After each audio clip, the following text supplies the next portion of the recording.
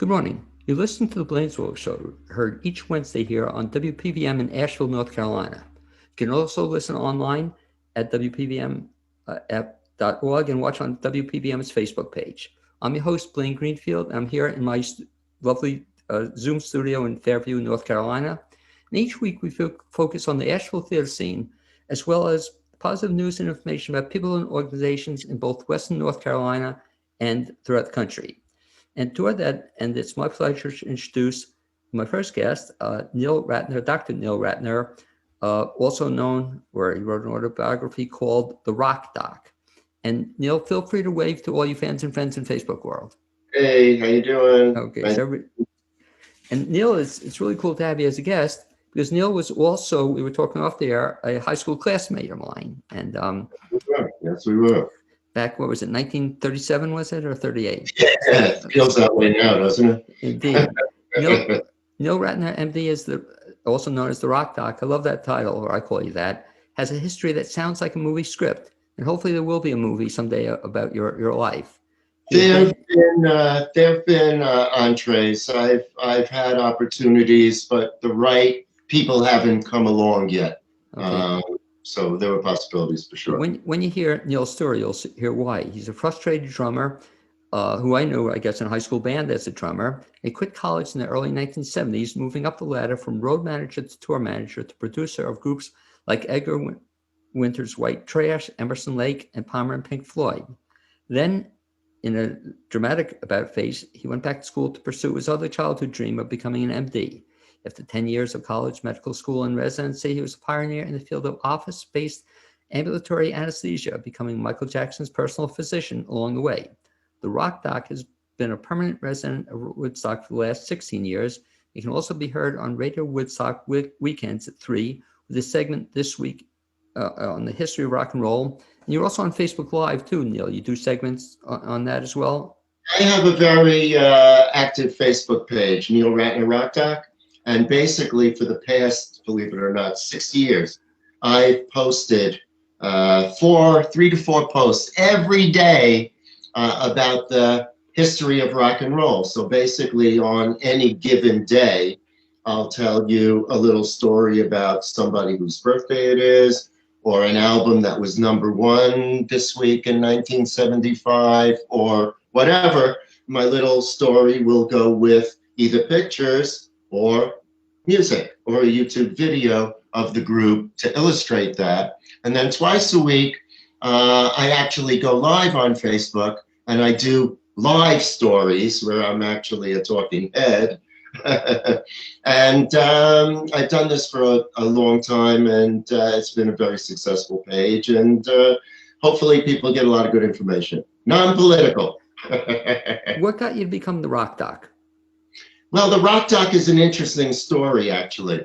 So I had 2 dreams in life, you know, as you introduced at the beginning, and one was to be a doctor, and one was actually to be a drummer, but I never got to be the drummer. I was in the business end. Quite by accident, I got in the business end of rock and roll. I spent about 6 years in the business end of rock and roll, as you enumerated at the beginning. And then I gave it up to follow my other dream as a doctor. As I was going through the time to be a doctor, which took many, many years, as you said, it was 10 years to be a doctor. That's a lot of years of, you know, I had to go back to college, and then I had to go out of the country to medical school because I couldn't get into an American medical school because there were just too many applicants and too few spots. And then a lot of years of residency. I wasn't sure what kind of doctor I wanted to be. I had to do a year of unpaid internship in order to get back into the American system, take the exams to be licensed in America. Then I thought I wanted to be a surgeon, did a couple of years of surgery. And then the anesthesiologists convinced me that I should be on that side of the table. And then I did an anesthesia residency. Along the way, right at the beginning of my anesthesia residency, I was very tired of hospitals, and I was a little bit older, and I never lost my love for music. You know, I mean, I'm a great knee drummer, have been since I left high school. I may not have a set or anything, but I play on my knees, whatever. And I was always looking to possibly get back into the music business. MTV had just started. It was the early 80s. And I was watching one day, and I came up with an idea. Since I had been in the music business and was very hip to rock and roll, and since I was then finishing my residency in anesthesiology, right? So I was a doctor. I thought, I noticed that all of the major networks, NBC and ABC and CBS, they were all getting on-camera doctors, right? They had never had on-camera doctors before. And now there's MTV. And I got this idea, I thought, well, you know what? MTV needs a doctor. Because people of that generation, and I was a lot younger then, in the 80s, you know, need somebody to give them health information that's relevant to them. And that person should be the rock doc, and it should be me. I have all the qualifications to be the rock doc, okay? So I decide that I'm gonna be the rock doc and I'm gonna go on MTV. And I had connections from the old days, and I went to a lawyer, a very prominent lawyer, a music business attorney in New York, who I knew. And he said, I love the idea, and I know I can get to the people at MTV, make a show, do a show, you know. And I came up with a concept where basically I would pick a story, some sort of a story that related to them, you know, to that generation, and then I'd get a rock star to talk about the topic of whatever the story was. Story I happened to pick was about a runner named Jim Fixx. He's the guy who started running craze back in the day, okay? But apparently he didn't go to the doctor that often, and he thought he was very healthy. And then at 40 years old, he was running a race and he dropped dead. And everybody was, oh, how could that be? Jim Fixx, whatever. Well, he had coronary artery disease, which of course is silent until it isn't. And that was the story. And then I got Carl Palmer from Emerson, Lake and Palmer, a band that I had been tour manager of and I had produced, to talk to me about it, made a little piece, and I got up to see the program director, who was a guy named Doug Herzog. I think he's now the head of Universal or something. Loved it. He loved it, but it was early MTV. And he said, we have no sponsors. The record company sponsors us and they won't sponsor this. Go out and find a sponsor and we'll put you on the air. But of course I couldn't do that. And so that idea ended. Interestingly enough, the lawyer said, you're really good at this. And I have a client who's the news director at NBC in New York, and they happen to be looking for a doctor. And so I went up and met the news director, who was a Damon Runyon character named Jerry Nachman. And he loved my story, and he gave me a producer, and I wrote a real piece, a real medical piece, went into the operating room of Lenox Hill Hospital, because I knew people from my residency and stuff, and brought the piece back to him. He gave me a producer and a team. He loved it and was negotiating the deal to hire me. And I got a call 2 days later from the lawyer, we got a problem. What's the problem? Jerry just became the editor of the New York Post. And the new guy could give a shit about you, and that was, so that's a little bit long-winded, but that's the history of where rock came from. Because what a shame, even as you tell the story, I'm saying to myself, that would be a great show to be watching, you know, every week, to be hearing a story and to hearing, you know, about the story behind the story, if you will. So it's a shame it didn't get on MTV or wherever else it was at the time. But then that took you, I guess, almost to now, where you still started doing shows, you started doing podcasts, you started doing a show at a Woodstock, a radio show as well. So you... But, you know, it's interesting, Blaine, because for the first time since the pandemic, I did become the rock doc. Exactly. Yes, I've been doing various things up here since I've moved up here. and somehow I became a rock historian through my Facebook work and the radio station. But when the pandemic struck, you know, the radio station realized I was a doctor, and I began then doing medical reporting. And I actually had a podcast that I was doing prior to the pandemic, and the podcast was called Music is Medicine. And basically, I would do a medical report that related somehow to the entertainment industry, followed by an interview, you know, relating to the music business and whatever. So, yeah, I became the rock doc after all. And talk about writing the book. What led you to actually put stuff in writing? You know, I've had this incredible life story. And I've met an incredible array of people, and I've had an incredible array of experiences. And I felt that other people would benefit from hearing my story. And I have to say, another reason was, you know, I became friendly with Michael Jackson. I became Michael Jackson's doctor. His story, with all the books and with all the specials and with all the things that are out there, his story is misunderstood, and he's misunderstood. And as a friend, I felt obligated to tell the story that I knew, which nobody else could tell because it was a different story. And so all those things combined to have me sit down and say, you know what, it's about time, I'm going to do it. So you wrote the book. How long did it take you to write the book? I had played with the idea for a couple of years without really doing it. When I sat down to do it, it was close to 5 years. Okay. And this is the whole history of your relationship with folks in the rock industry and the You know, it's life? basically my story. You know, it's not 100%. You never put in 100%, man. You always want to leave them wanting more. Well, that'll be volume 2. That'll be volume 2. But basically what it is I told my life story through the 8 years that I was with Michael. So the book starts with me meeting Michael.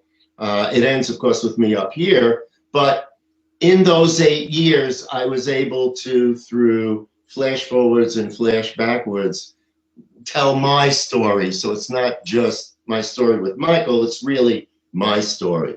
But it was an easy way for me to do that. It was a good vehicle for me. Now, talk about your story. I'm trying to refresh my memory. We said we both in band together. As a high school kid, did you also have any bands of your own? Were you in bands? See, you forgot. I had the band in high school. I did. I had a band called the Knights of Soul, and we used to play for everything at high school. As a matter of fact, if you go back to our yearbook, okay, and I have it somewhere. Yeah. Okay, you'll see a picture of me with the band playing at a pep rally or something that's actually in the yearbook. And our lead singer was a well-known guy around town. He wasn't in our year, but it was a guy named Ralph Rayola. Okay, who I may not remember, but yeah, no, I had a major league band in those days. Who else was in the band? Ralph Rayola, Paul Schweitzer. There were different people at different times. Jack Libbert. Oh, Jack! I knew Jack very well. Yeah, Jack Libbert. Marty Fishbone. No name. Jack. Yeah. I was manager of the basketball team also, so Jack was a big. No, they had Jack Lipson. I'm thinking of. Yeah, no, Jack Libbert, North Woodmere. Okay, got it. Yeah. Very talented. Father was the head of the Republican Party or something in Nassau County. But Marty Fishbone is an interesting story. Kind of a sad story, but an interesting story. Did you know him, Marty Fishbone? No, name's vaguely familiar. Don't know. Yeah. Years later, he became famous for all the wrong reasons. He was a journalist, I believe, and his girlfriend was Jessica Savage. Okay. Do you remember her? Sure. Yeah. Very well. Do you remember what happened to her? It was where I was teaching, Bucks County. She was right, and I do know what happened to her. Yeah. What happened? She was found in the river or something. Yeah. You know who her boyfriend was and who was driving the car? Marty Fishbone. Marty Fishbone. Yeah. Right. Well, you talk about small world. You told off the air a very interesting story as well. Neil and I were in the band together, and we were reminiscing about the director of the band, a guy named Audie Jones. Yep. He told me a very interesting story that had a tie into rock history as well. Why don't you share that? It just so happens that a rock star by the name of Mickey Hart, who people might know from his work with the Grateful Dead, also went to Lawrence High School. I'm not sure if he graduated from Lawrence, but he spent at least a year or two at Lawrence, was in the band, and Arthur Jones was a very big influence on his musical career, which he has talked about on occasion. And so I was tickled when I first read that. Just he didn't make that profound an impact on Mr. Jones, as I remember, but it's a small world. Did you then, after you graduated high school, then you mentioned you dropped out of college, but did you continue your drumming career at all, or you eventually gave that up? What happened was after yes, my intention was to continue playing drums. So after I finished high school, I went to the University of Vermont in Burlington. And of course, I was in a band there, and all along hoping to get a record deal or whatever. But in college, I was also pre-med, and hoping to go to medical school. In between my, I guess it was right after my sophomore year, I took an apartment in New York City, a sublet, because I got into a program where in the summer, I would get the training to be licensed as an operating room technician, which I thought would help me get into medical school. And the program was at Flower Fifth Avenue Hospital, uptown New York. But the only apartment I could find reasonably was in the East Village on East 13th Street between 1st, 2nd Avenue. Summer of 1969, this was. I get into the apartment and I hear music coming from upstairs. Obviously, upstairs neighbors are musicians. And I am a musician at that point, and I want to be in the music business, even though I'm in college. And I knock on the door, and I open the door, and lo and behold, it's a guy named Rick Derringer. Now, I don't know if you know who Rick Derringer is, but Rick Derringer and his brother Randy were in a band called the McCoys, who had a very famous song called Hang On Sloopy. Right. Okay? But after that, Rick got hooked up with Johnny Winter, the blues guitar player, and he was in New York because him and his brother and the bass player from the McCoys were now in Johnny Winter's new band called Johnny Winter Amp. At any rate, Rick and I became very friendly. I wanted Rick to get me a job as a drummer in the rock and roll business. After that summer, about 6 or 8 months later, I got a phone call from Rick. He starts telling me the story because we had maintained a friendship. And he had heard me play the drums. He knew I could play the drums. And he starts telling me a story about Johnny's brother named Edgar Winter forming a band. And I thought for sure he was going to say, and you're going to be the drummer. And he says, and we want you to be the road manager. And I said, road manager? What's a road manager? I don't want to be the road manager. I want to be the drummer. But he convinced me that it's a way in the business. You never know what's going to happen.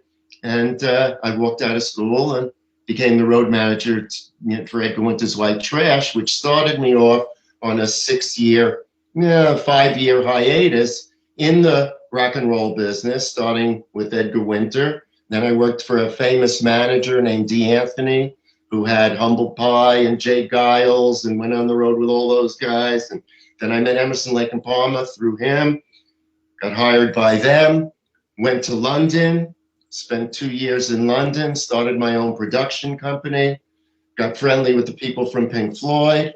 My company co-produced the Dark Side of the Moon tour for the Pink Floyd. We did various other things, and then I had an epiphany. I got kidney stones. I had an epiphany and said, enough of the rock and roll business. I'm going to go back to school and become a doctor. And I did. I came back to America, and that started a 10-year hiatus on becoming eventually an anesthesiologist. That was quite a shift, though, from being a rock and roll manager to becoming a doctor, but good for Right. you. I remember you telling me a story, reminds me, mine was a little bit different, that I played trumpet starting when I was about 8 years old, and I played it all through high school. And then the minute I got to college, I pawned my trumpet, and that Go was to my college? trumpet career. What? Where'd you go to college? I went to Ryder in New Jersey, Yeah, but sure. as soon as I could pawn it, I got rid of it, so I never picked up the trumpet again since. Do you still play the drums at all? Not really. Yes and no. I mean, I played the drums in my head. Over the course of the years, interestingly enough, when I moved to Woodstock, I got involved in African drumming, djembe and dundun, and I did that for a number of years. But at the moment, no, I'm not playing right now.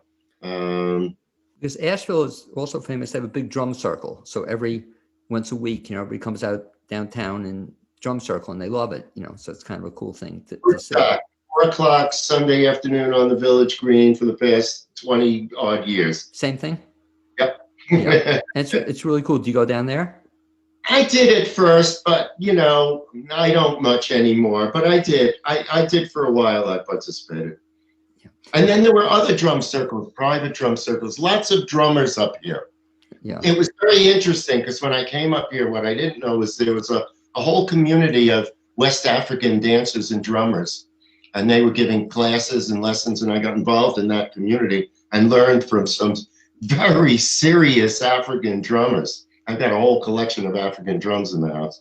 Well, probably also a lot of musicians, I would imagine, up in Woodstock. Oh, man, a lot of, before the pandemic, there was so many great places. I mean, Woodstock's only a town of maybe 5,000 permanent residents. But on any given night, you could go and hear some incredible music. And you never know who may show up. I mean, the band was sort of our resident hometown heroes. And Levon Helm had built a barn and a house and a studio. And he was famous, even when he was alive. He started these midnight rambles, these concerts, which were intimate and fabulous and continued up until the pandemic, and hopefully will continue again.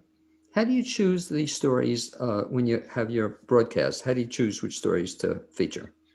For me, it's fairly easy because since I decided to do my posting in relation to that day in rock and roll. So I do a lot of research, and I have places that I can go where I can find what's happened at that time. And then I'll have a whole list of birthdays or events or whatever. And I can, choose and see what's interesting. And a lot of times, maybe I'll know people from my time in the music business that were involved in the story, or I'll know little anecdotes that people don't know that haven't been printed about a certain event or a certain group or whatever. But I try and tie it into the day. It makes it easier for me in what I do.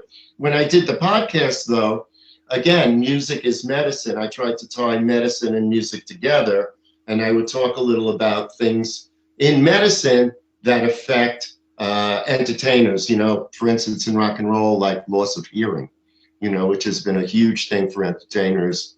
And many have had to stop performing because of it. Things like that, and give a good relationship. But a lot of it's tied to the day or the week. It's funny you mentioned that in terms of the loss of hearing, especially for a drummer. When you were in your day, I guess they didn't even think about it. You should have earplugs or things to protect your ears. Was your hearing affected at all? Somewhat, not from being a drummer, but when I was on the road as a producer, I had a sound and lighting company, and I did sound for Pink Floyd and Emerson, Lake and Palmer and Three Dog Night and T-Rex. These were hugely powerful systems, and being around those kind of systems and speakers certainly affected things. But, I moved around a lot to make sure everything went right. So I wasn't right in front of a speaker, but, certainly the potential for damage was there, and it did do damage. Pete Townsend's almost deaf, and many have had to stop because of that. Even as a doc, or when you were not when you were touring, but even now. So do you recommend that all musicians should have ear protection? Well, yeah. I mean, I think you know, now there are no musicians playing live music, Well, so I guess that's true too. it's kind of a moot point, but you know, now musicians all, you know, pretty much use in-ear monitor plugs, which changes everything. You know, back in the day, they were on-stage monitors, so they were bombarded with sound, you know, possibly from speakers from behind. But now everything is in the ear, so it's much safer. But yeah, you know, if they have to protect themselves, protect yourself. You know what you're doing and protect yourself. Now, talk about things coming around full circle. So it's interesting now you're coming back into giving medical advice, and talk a little bit about that. Now you have a show where you actually give medical advice on the air.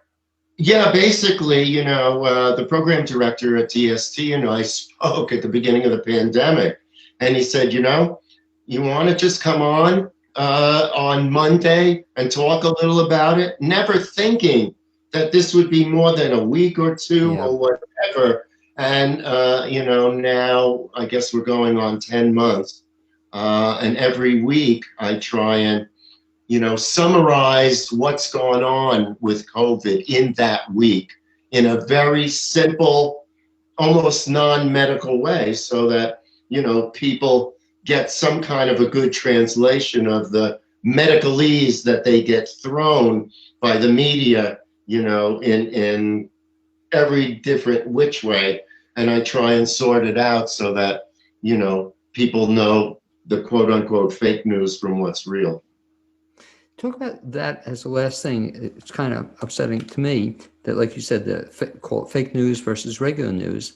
And what's happened, you know, at least it seems to me, that you can find any doctor can say anything they want about any topic. You know, so say COVID, you have, quote, established doctors or mainstream doctors, and you have a whole bunch of other doctors who say whatever they want. And that's accepted, unfortunately, I think, by a lot of people as acceptable. You know, Blaine, it's like what the program director said to me the other day on the air. He said, "So Neil, the guy in your medical school class who graduated last in your medical class, what do you call him? Doctor."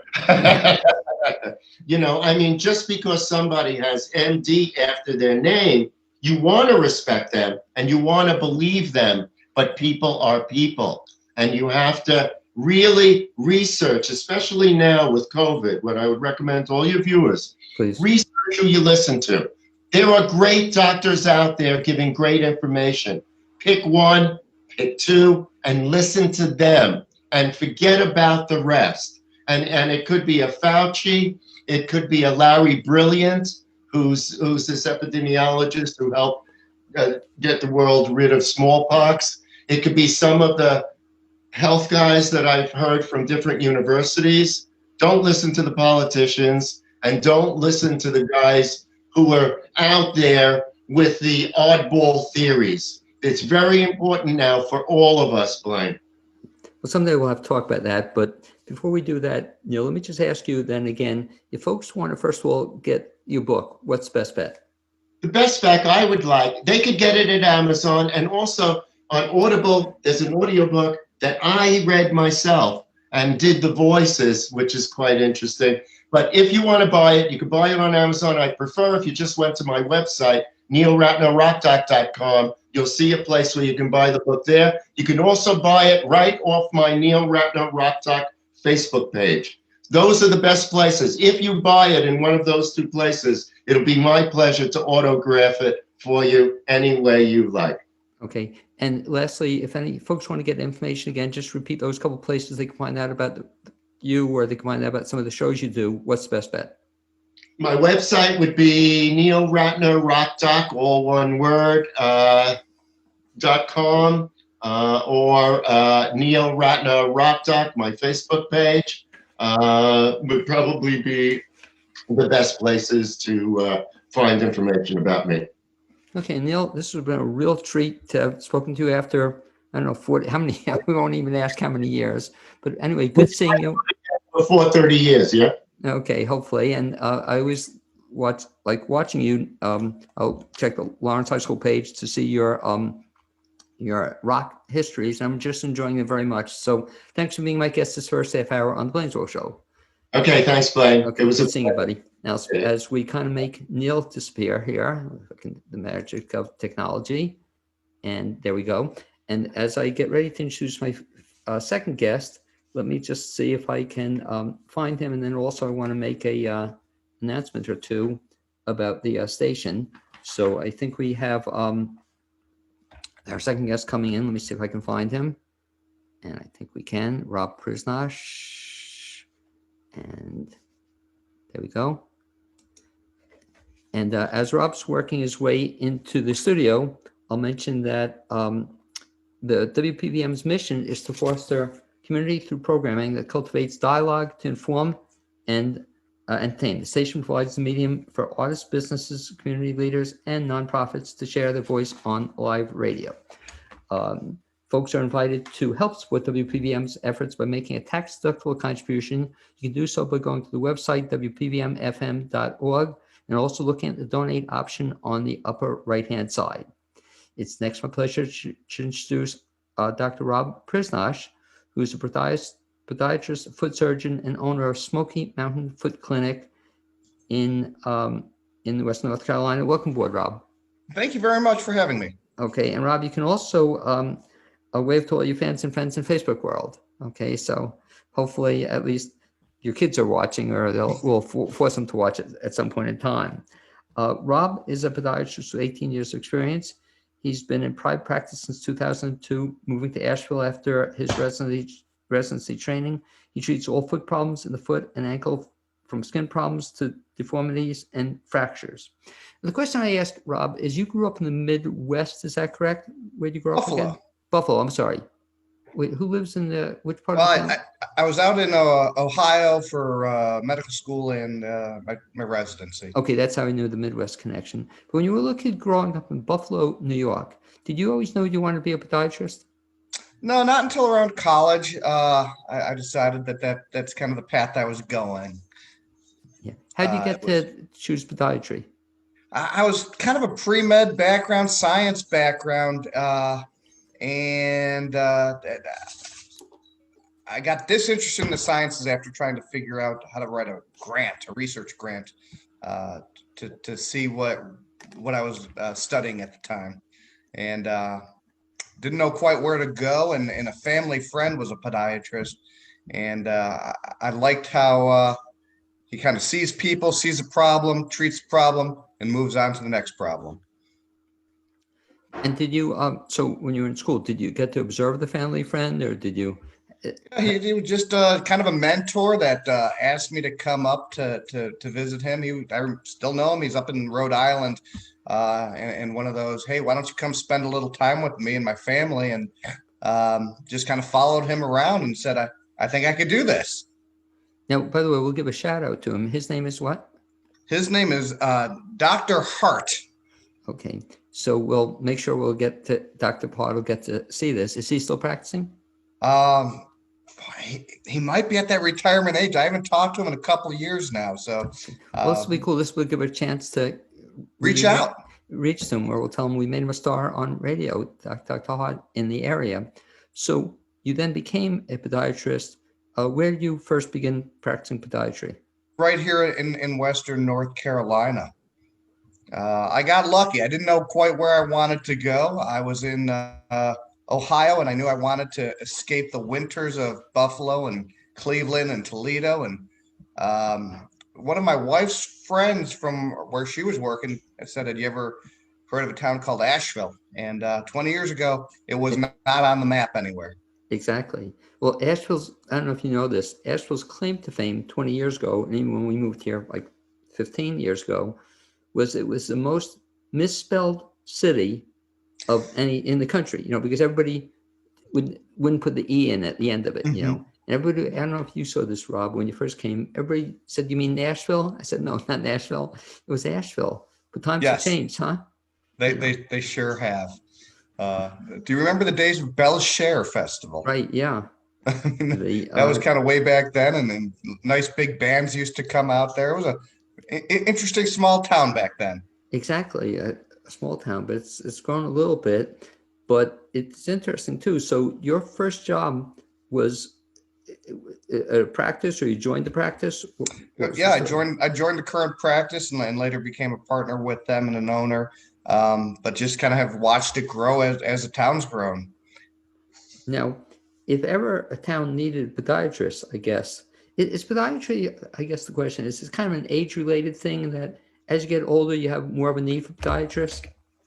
Yes and no, but at the same time, I see a lot of children as well with problems. So it's kind of all ages I get to treat. Because my sense was I knew my parents, and maybe can kind of explain why, but I know they used to go to podiatrists like all the time, but as they get older, it seemed more so, I don't want to besmirch the image of my mother, but we just spent a lot of time with that podiatrist, but that they would, people would go to podiatrists, or certain people, on a regular basis. Even now, do you have people who are regular customers of podiatrists? Yeah, and that's what some of those older patients, they come in every couple of months and get a little trim down of some corns or their thick nails, and just keeping them mobile, keeping them active, and kind of putting out small little fires to keep them going. Because some people actually need the help of somebody to do that because they can't do it at some point in time. Correct. Talk about, you were saying kids, it's kind of interesting. So what kind of problems do kids have in terms of needing to see a podiatrist? They get ingrown toenails, they pick up plantar warts, but they also have some deformities as kids, and then a lot of these kids are very active in sports. So we see sports injuries in 10, 12-year-olds. They get growth plate injuries. They're playing a high level of baseball, football, soccer these days, that a little bit more than when I was growing up, at least. You mentioned also ingrown toenails, and kind of that always been a fear of mine. I don't know why, that, it has to do with how you cut your nails. Is that correct? A lot of times, yes. So what causes that, or how can people avoid it? The biggest one I see is people just picking at them instead of using toenail trimmers. They pick at it, they tear at it, it tears into the skin. They make a little cut in the skin, and then the nail grows into it. And next thing you know, they're still digging at it 6 weeks later, and they can't get this thing any relief. And that becomes an ingrown toenail? Become ingrown, get little infections, and if you've ever had one, someone will always step on it as soon as they get bad, and people say it's the worst pain they've ever had, and it's nice to be able to take care of them in 15 minutes and make them all better. Now, the thing I have, I don't think I ever asked you this, but I have, what is it? It's on the bottom of my foot, and it's like, it hurts when I walk on it. It's, is that a corn, or is it, you know what I'm talking about? Yeah, corn will be like some thickened skin usually, and it's usually underneath some kind of bony prominence. And as it builds up, it just feels like you're walking on a rock. Yeah, that's almost describes it. Yet there's I won't say a homemade remedy, but you can get it at most stores, or a CVS or something. It has medication on it, and it puts a circle around it. What am I thinking of the right? Yeah, it's usually like medicated corn pads or Right, that's corn it. remover. And it's usually just some kind of salicylic acid, and it kind of just dissolves some of the thick skin, and you peel it away, and kind of just debulk that area, make it feel better, so you're not walking on that rock anymore. But so that is a corn, is that correct? Correct. Now, I guess we shouldn't mention it, because then they won't come see you. If they have it. I want them to try something first, then they come and see me, and I'm the hero. Because what's great about it, Rob, it really works. It's hard to, it's like a sharp pain, like you said. And I get them, is there a way I can stop getting them on a recurring basis? I get them maybe like once a year or something. They just Get in a wheelchair and never walk again, and they'll never come back. Great advice. But that's just something that just happens naturally to some people? Yeah, it's just usually a little unnatural force of how your foot hits the ground, and your body reacts to that force. It's funny, it only happens on one foot. It's only like the same foot, same spot. Like I said, maybe once a year, and just, it's just recurring. But not that I want to do anything about it. But would there be something you could do about it? Yeah, I mean, we'll call that your mild imperfection, Blaine. Okay. And it's just how your foot's hitting the ground. So on severe cases where sometimes those can be really disabling, they can become infected repeatedly. So trying to just put something between your foot and the ground, and that's where podiatrists will make some kind of an insert or some kind of a modification to your shoe to try to off-weight that area so it doesn't keep happening. What are bunions and how do they come into play? So a bunion is when your big toe leans over towards your little toes, and the big toe joint just sticks out a whole lot on the inside of your foot. And that's really painful, right, for some people? They can be very painful. They can cross over where your big toe is leaning up against the second toe, or makes the second toe cross over the big toe. And basically the whole forefoot gets out of whack, and you're walking all goofy because of it, and you can get multiple corns and calluses from that. Now, that's a hereditary thing? Just some people are prone to it? Some people seem to be prone to it, and mom or grandma had it, but others do it all by themselves. Yeah. And the solution on that isn't quite so simple. It oftentimes does involve surgery. Yeah, I mean, initially, sometimes a simple solution is, hey, wear a wider shoe and then stretch your shoe and avoid a high heel that's putting pressure on it. But if you want the actual problem fixed, then it is surgery to fix it. Okay, that's, I mean, I guess you do that often, but that's not that big a deal, or? It's always just a big deal if it's done on you. But yeah, Yeah. it's outpatient procedure. It can be done in about an hour. It can be done, and you can walk on them afterwards usually. So. Oh, can you really? Because I know people have had them. It's like really painful for some folks, Mm-hmm. So I guess some people, don't bother exploring the fact that you could do something about it. Mm-hmm. I mean, especially if you're working class and you're, on your feet all day, you can't take time off of work to do it. You'd suffer through it, wear the bigger shoe, and kind of just deal with it. It seems also, I hear Rob, and I know from Amy, your wife, has told me that you also have a bunch of diabetics who you treat. What's the relationship between foot problems and people with diabetes? Diabetes affects your feet in a few different ways that makes you at risk of getting infections. The number one cause of amputations in America is problems from diabetes. So they can get deformities that lead to pressure sores. They also get a lot of neuropathy and numbness in their feet, where they can literally walk on a thumbtack, get into their foot, not feel it, and horrible infection can develop before they even notice that anything is wrong. So we see diabetics frequently. We're just monitoring them, making sure their deformities aren't getting worse. A lot of them are in special shoes to try to take the pressure off of these areas, and try to prevent the problems is the big thing. Now, you mentioned another one that I hadn't realized, has tie in with podiatry, but neuropathy. And I mentioned that in that a good friend of mine, a neighbor who has neuropathy, and also my brother-in-law. What is neuropathy? And then we'll talk about what can be done about it. So generically, neuropathy is just dysfunction of the nerves, and it can show up as a few different methods. Some people will have a lack of sensation, where they don't feel things. I gave the instance of stepping on a thumbtack. Other people can have muscular neuropathy. The nerves control the muscles, and because they're not functioning well, they might have loss of balance. They fall more frequently. Just weakness in the feet. And other people get simply pain that shouldn't be there. You're just lying there in bed, and it feels like someone's putting a hot poker on your foot or burning your toes. So when people have neuropathy, though, and again, is this something you just, born with, or it's a genetic thing also? Diabetes is the number one cause. High alcohol use can do it. We see it in patients who are undergoing cancer treatments from chemotherapy. Certain medications can cause it, and then it can just happen for no good reason as you get older. And so is there anything that can be done?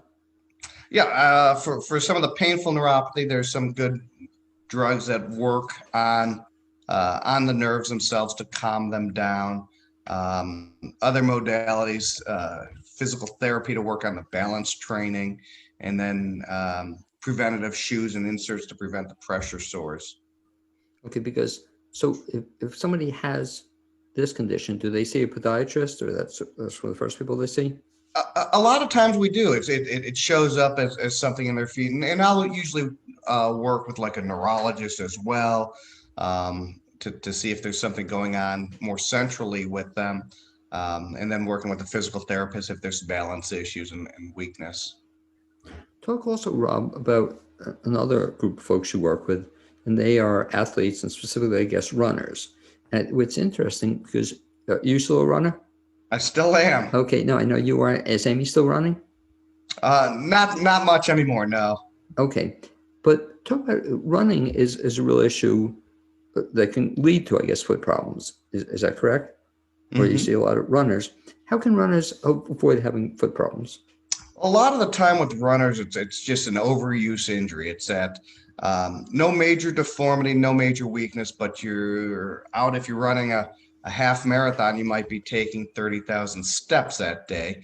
And it's just that repeated banging on some small problem that increases maybe a tendonitis or a stress fracture in your foot. So it's just that overuse type of injuries that we see in running, where it's just that over and over and over again, getting hit somehow. Can you do anything to avoid it? Yeah, so making sure the foot's balanced, and that's where we'll do something called an orthotic to go in your shoe to help balance the foot out, and making sure there's no biomechanical problem where you're running, you're not leaning to one side or favoring some part of your foot over another. Try to get you rebalanced out.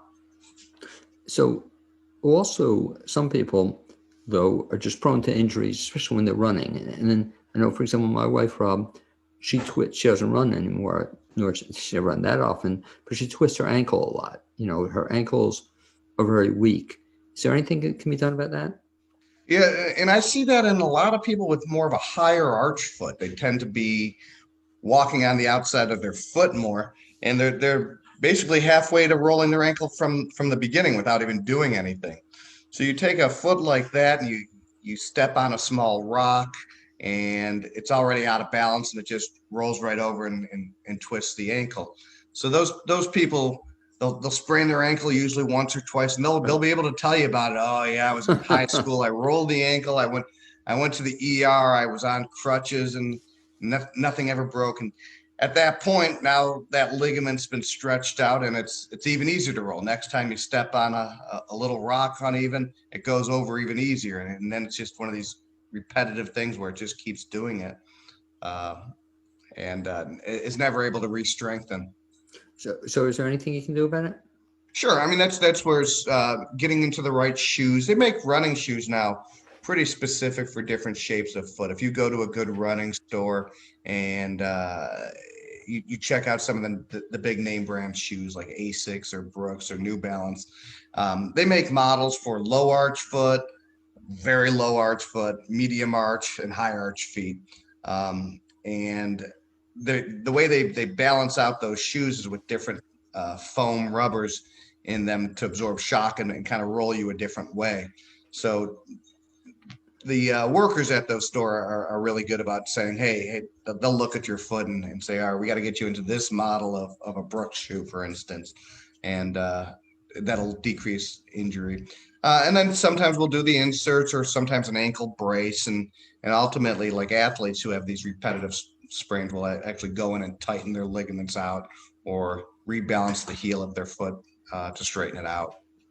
And I think you're giving folks kind of good advice, even though a lot of people probably won't listen to it.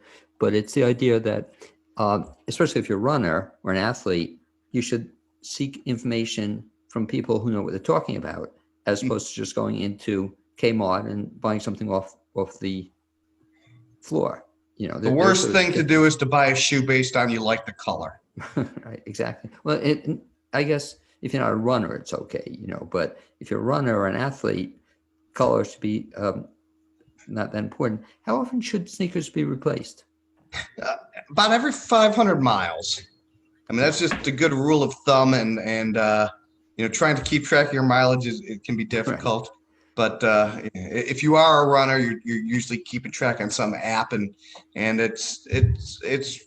As I've been doing it now for more and more years, I'll basically know, hey, I'm at the end of this shoe's life, and I can start to feel it in my own feet, and I'll look it up, and sure enough, I'm past it, and it's time to reorder.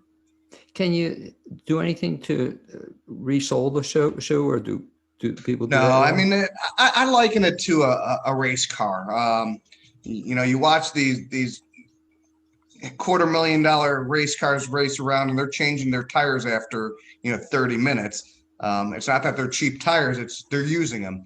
And sneakers need to be replaced as well. They're not gone are the days of resoling shoes. Right. Most shoes are disposable these days. Well, that's not incredible. Yeah, when I was a kid, they used to have something called, remember, shoe stores. Oh, And yeah. you can actually go get soles, regular Rockports. I remember I always used to love Rockports. I could resole them all the time. They were as good as new, I thought, but probably they weren't. I probably would have been better off if they've gotten new shoes or sneakers. No, those old shoes were made to be redone. They do the sole. There's still just a couple of guys in Western North Carolina that do it. So you got to know who to see, and if you've got some good shoes, they'll do it for you. How about with the girls, or the one especially is an athlete? What do you do to make sure her feet are in good volleyball condition? Well, making sure she gets new shoes, and the kids, they outgrow them very quickly, quicker than you want them to. So just getting a well-fit shoe for them on a regular basis, and monitoring for injuries. I mean, once they get the injury, it's easy for me to look at and tweak them and do what we need to, but just staying on top of their gear. Well, even the foot injury, I'm trying to think what it was. Even Amy, your wife, had the one time where she twists her ankles also. Is that what happens to Amy? And she has that fairly often? Yeah, she's got the high arch foot type that rolls bad. So she had a nice injury one time where we were out at Bent Creek running around, and she rolled it out in the middle of nowhere out there. So I think that might have been the beginning of the end of her running career. Who is that? Is there anything that could be done to prevent that or get her running again? I'm just saying in general, that once you have like a bad injury or a bad ankle situation, can you strengthen your ankles at all? Yeah, absolutely. And doing working with a physical therapist is really important to get some of that strength and what they call proprioception, where the muscles kind of learn where they're at in space and time, and trying to get them rebalanced. Talk about something else, Rob, that's a concern, I guess, of me or a lot of folks, especially as they get older. But how does a balance come into the whole situation? In other words, do folks come to you also with balance issues or problems? Yeah, and part of it might be related to something else, but just through asking you find out that there is some balance. Having them just watch them walk when they're in my office, and they tend to just have this sway where somebody stands up, and almost like you're doing the DWI testing on the side of the road, just stand up straight, close your eyes, and lean back a little bit, and they start to waver side to side, or have them walk down a hallway and you see that they're reaching out to the wall for balance. And it shows that they're unstable and just high risk of having falls, which of course will lead to your hip fractures and your vertebral fractures and contusions on their head and concussions and all that fun stuff. When you see that happen, when you see somebody comes in your office, has balance problem, what do you tell them? Usually there's a couple basic assessments we do to kind of grade them, put them on a scale. How bad is it? And then specifically check with their family doctor. A lot of times there's blood pressure medicines, diabetes medicines, heart medicines that can interfere and cause some of these issues. From my standpoint, I often will do what's called an ankle foot orthosis, which is a brace that goes on your ankle that kind of decreases that postural sway, and then work with a therapist on balance training. Same thing too. You're alluding to it. So there are exercises. I mean, you're giving a couple of good suggestions. One is check with your podiatrist. It's one possibility, but then there are exercises that can improve the situation. Yeah, most physical therapy programs around here have a postural balance training program, and we just refer the patients into that program, and they have their own protocols to work with that. And it's just something that people don't know about, and a lot of family doctors don't know about it, but it's common in the therapy world. You're giving good advice, because a friend of mine's complaining about he has balance problems, and he's had other medical problems, but part of the problem is how do you get the right professional? That I guess, as you're saying with feet are just one part of the problem, but there could be 27 other problems happening at the same time too. When does somebody know they should see a podiatrist? We see people all areas of the spectrum. We get referrals from family doctors, from orthopedists, from neurologists, but we also don't require referrals.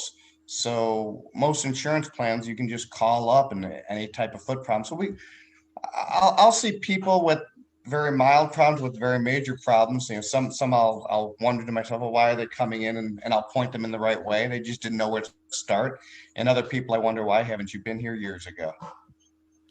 It's probably exciting for you when you help somebody who has, but I guess it's analogous to people not going to the dentist. Some people don't go to the dentist. They should be going on a regular basis. Some people should be going to a podiatrist on a regular basis. Yeah. I mean, if you have any kind of foot or ankle problem, it doesn't hurt to get seen one time and ask the questions and get pointed in the right direction of what you need. And if it's something that I don't feel I can help you with, it might be someone that I say, let me get you to a neurologist. This looks like we're seeing it in the feet, but it's coming from something else up in your head or in your spine, and I can get you to the right person. One other question, it might not be a podiatry question, or some reason I think it's related, but when people get shin splints, I remember as a kid, I would get them every so often.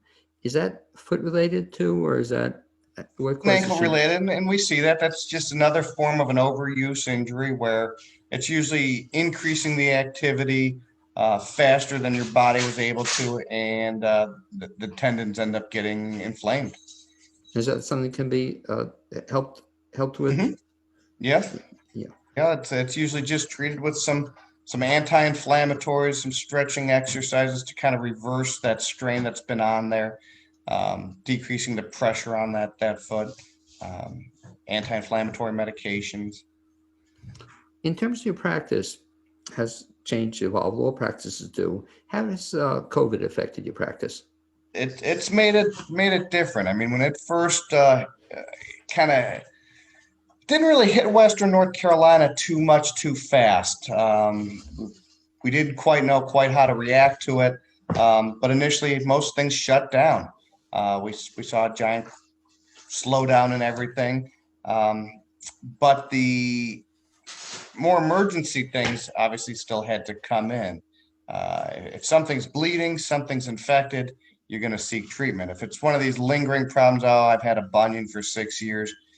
I was thinking of coming in. Those patients didn't come in for quite a while.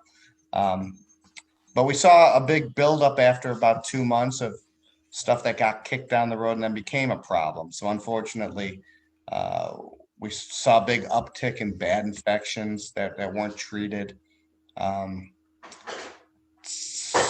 And then it kind of worked its way through the system where now it's been pretty steady ever since.